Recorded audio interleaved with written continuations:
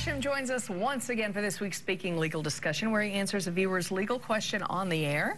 How you doing, Will? I'm well. How are you? Good Very to see you. Good to have you back. Thank All right, you. here is this week's question. My husband and I are not that old, but our children are out of the house now.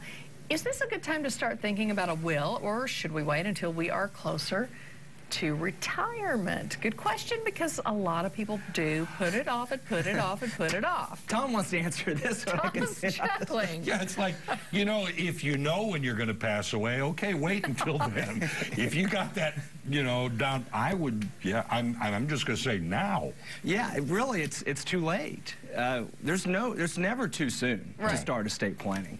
There's really two things that we're worried about. There's one eventuality and one possibility that whenever we start dealing with estate planning, we're worried about. One, there's the eventuality of a passing, a death, and what are we going to do with the assets and all that. So, as you rightly pointed out, that can happen at any time. We don't know when that might happen. So it's never too soon to start thinking about what would happen, what do I need to do to make arrangements for this going forward. And I mean, if the kids are out of the house, it's well past time, because when the kids are still minors, you really want to be making those types of plans. So that's for that eventuality. But then there's the other possibility, the potentiality that sometimes people forget about, and that is not necessarily a death, but a disability. And that's what really trips a lot of people up that they don't plan for, is what's going to happen if you're not in a condition to be able to manage your assets. You're not dead. It doesn't pass. Right. You're still alive, you're just unconscious, in a coma, mentally disabled or whatever, but you still have all the authority, which means nobody else has the authority to deal with your assets, to take care of your finances, to take care of the other things in your life. And so that's where we have to make some plans for that situation as well. And once again, it's never too soon to start making those types of plans. Yeah. Is it kind of a little minor horror story if you don't have a will? It really is. Not necessarily a will, but an estate plan. Right. I mean, a will helps, but a will does not avoid probate. And what most people are trying to do when they make estate plans is avoid the probate court.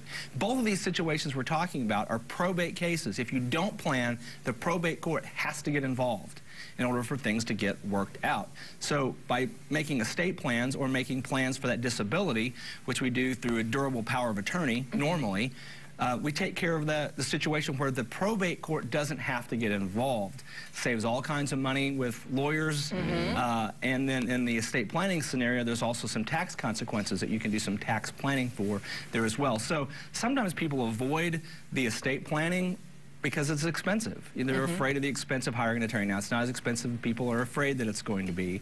But it's certainly much, much cheaper than waiting and having to deal with this in an emergency type situation. And leaving it to somebody else to deal with it who may not have the first idea what you want done with any of this. And that's certainly not fair either. And you mentioned minor children. What about the care of those minor children? Absolutely. And somebody's got to make those decisions. It's much better if you've made those plans in advance. Yeah, because it is more than just who you're leaving a house to. Oh, absolutely.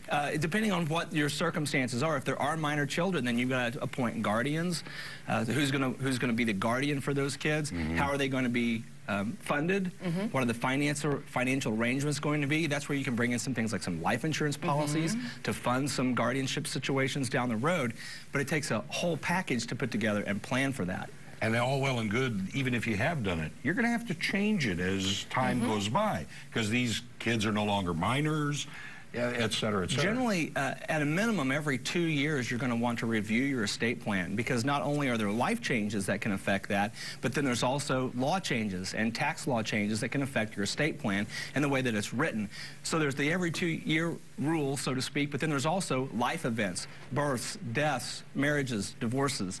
All those things are events that mean you need to review your estate plan. Where do you go to start? And do these online services get it done, or does that vary state by state? Well, it does vary state by state. You know, the situation with an online scenario is you're going to get, in a complicated thing like estate planning, you're going to get out what you put into it. You may not be sophisticated to know what you need to put into it. We've actually just opened a estate planning practice in our firm. So we've added that to our menu of things that we do for folks at our place too. The most important question is, can I leave my bills to someone I don't like? You know, the interesting thing is, the person you generally don't like the most on your bills is the person you owe them to. And if nobody else is obligated to it, then in fact, that's exactly what you did.